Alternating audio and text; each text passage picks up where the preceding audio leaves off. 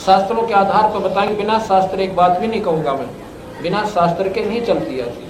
शास्त्र में आपको मिलेगा जब आपका मन कि गुंजाइश को ड्रेस ने पाँ पीटन की, नकाराकरण की गुंजाइश नहीं रहेगी आपको, और नहीं तो यह बात समझ जमान तो बार हो नहीं सकती। तो इस प्रकार अब ये अंधेरा हटाया जाता सत्संग से कि और बात तेरा काम नहीं आवे, संता शरण लाग रे और केस हो गफलत में बंदे। अब जाग जाग न जाग, अब जागना ये सब। भाई आप भी आओ, बच्चा ले आओ सत्संग में। ये कोई बार बार सूत नहीं बैठा करता, छुट्टी ले ले 2-4 दिन की आत्म कल्याण के लिए। वो भी तो आदमी बीमार हो जाता, मन 1 महीना मेडिकल मत पांडा छूटा और बाढ़ की तरिया पैसा बने और चिंता बने नारी, सारे कुंबे के चक्कर लागे, घर में ताला बंद हो जाए। क्या भगवान के नाम पर हम 5 दिन नहीं निकाल सकते? इतनी अज्ञानता क्यों कर लिया हमने? अपना सुने, बच्चा ने भी साथ लावे और फिर विचार करना 5वें दिन आप मजबूर हो जाओगे इन बातों को सुनकर। हाँ बिल्कुल, अगर ज्ञान है तो यहीं पर है। यह बड़ाई नहीं समझना और ना बीमार समझना, सच्चाई समझना कि सच्चाई का ज्ञान होता सत्संग माने को। और फिर तुलना करोगे आप शास्त्रों से, जाके सा नादा कोई ना रह रहा, कति श्याणे गणे हो रहे से, पर श्याणे हैं दूसरी साइड के। अब इस साइड के भी आप इतने श्याणे हो जाओगे जब आपने इन बातों का ज्ञान होगा। जब हम पेट भरने की खातिर सुबह उठना 4 बजे, ड्यूटी वाला मनमाना 6 बजे तो स्टेशन पर रेल पकड़ ले से गाड़ी पर जा लेता, और बच्चे स्कूल में जा रहे सुबह 7 बजे, और हम तो सोते बिना उठते।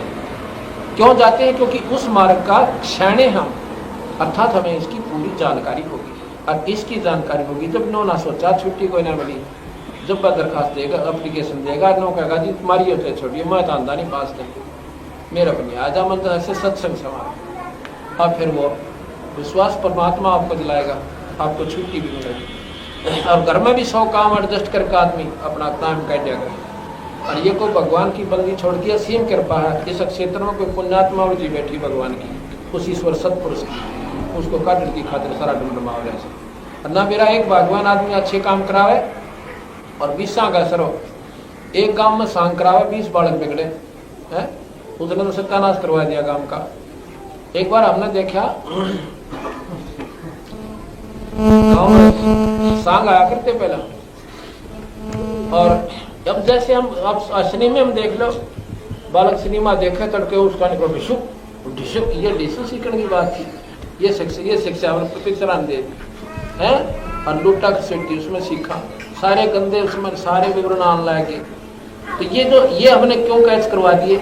और एक शुभ काम अब इस सत्संग का हो रहा है, इसमें ना रखा परिवार का उद्धार होगा, आप देख लेना। तो इसलिए एक तो अच्छा काम करे और विषा का असर पड़े, एक गंदा काम करे विषा न बिगाड़े। एक दारू पीने वाला तेरा क्या न सिखाओगा फिर दारू पीने, और एक शुभ काम पर लगा हुआ प्राणी आपको भी सत्संग में खींच कर लाओगा। तुम सुनते लो एक बार आकर के, आप एक बार बैठो हमारे सत्संग में, और वही सत्संग में आया पुण्यात्मा दिखा दी जा कोई ना।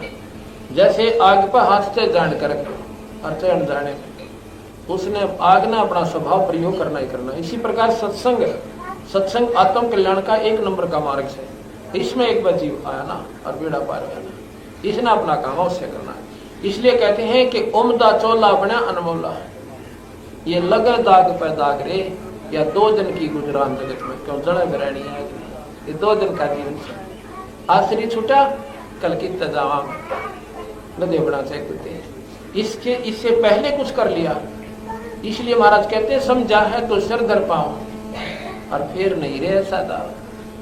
अगर तेरे आवाज समझ में आ गई, सर पर बांध ले, सर पर पाँव रखना, इतना तेज दौड़ना जैसे कोई पीछे गोली वाला पट रहा हो, मारने वाला, जब किता किता पाटे क्या करे।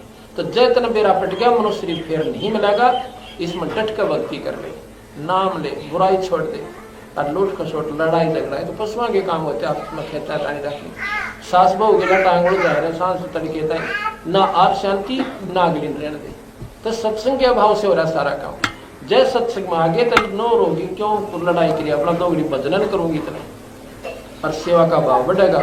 बहु न भी सत्संग में आओगी तो उसमें नम्रता आएगी, और फिर वह सास की सेवा भी करेगी, और स्वभाव बन जाएगा, उसकी बात नहीं।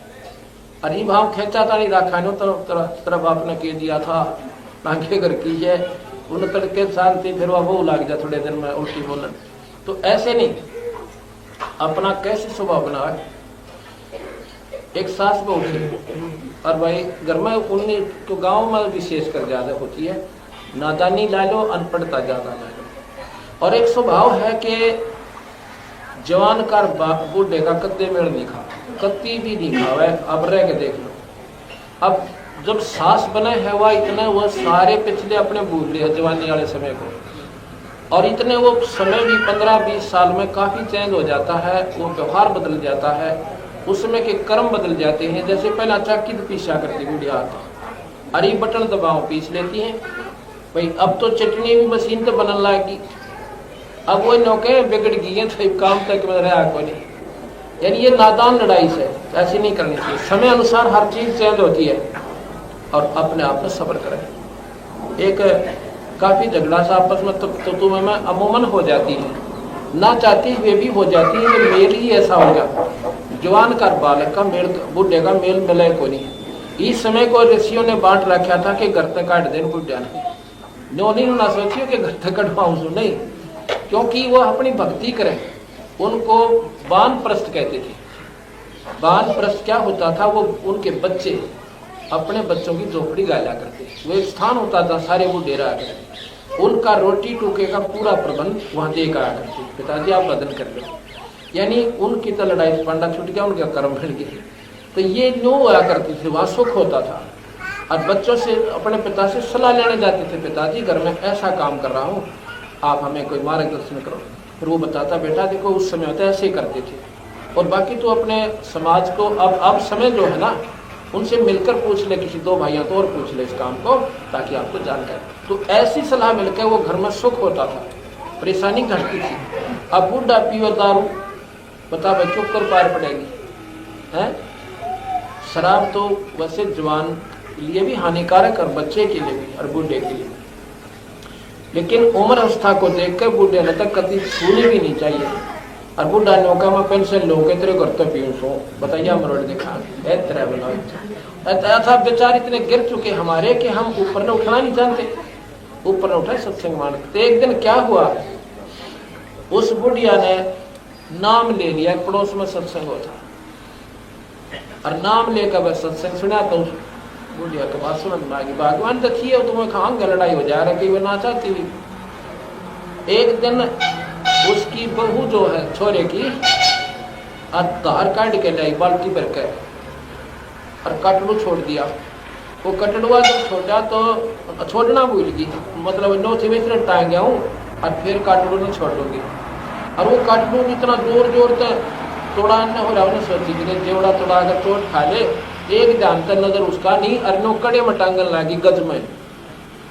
वो गज उसका लाग गया, उन्हें सोचा कि तो लाग गया ऊपर लोअर गल जाएगा पैसे में, और नो का नो छोड़ दिया। वो लाग गया था तरले का दूसरा लोअर, वो छोड़ दे बाल्टी सारी दूध खिंड गया। और वो बुढ़िया बैठी बैठी देखे। अब उस बुजुर्ग ने उस बहू ने देखा, पहले वो काटने लगे, भूला पड़े, सासू का नहीं देखा, सास का नहीं, आगे भैया के सुनाओगी रहता है। लेकिन उस दिन बात ने बोली, बेटी कोई बात ना, इसने ठाक है पहले कटरू छोड़ा, ये हमारे बाग में नहीं था, और इसने सांबर का बेटी पशु के जो ना उट्टी में उसमें डाल दे, बाखर में खराब ना हो। अब वो सत्संग में जान तो अब ये इतनी नरम हो गई, वो होना था वो तो हो चुका था, एक तो वो लट्ठम लट्ठा होना बाकी रह रहा था, जो नुकसान हो गया था वो तो हो चुका था ना, उसको वापस आना था।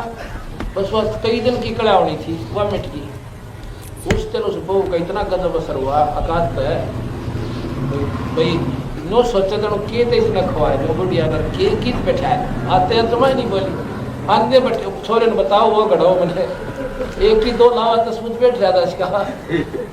तो नो संकट घटे बस सत्संग मानते। फिर उनकी सेवा, फिर वह बोली बेटी तो नाम ले ले, अकमा नाम भी ले लो, उसने भी नाम ले लिया। अब देख स्वर्ग हो गया, स्वर्ग में आत्म कल्याण हुआ, जीव उद्धार हुआ, और लड़ाई पांडा छूटा। तो सत्संग इतनी गजब चीज है, कृष्ण सुनकर बोल सतगुरुदेव की जय। सत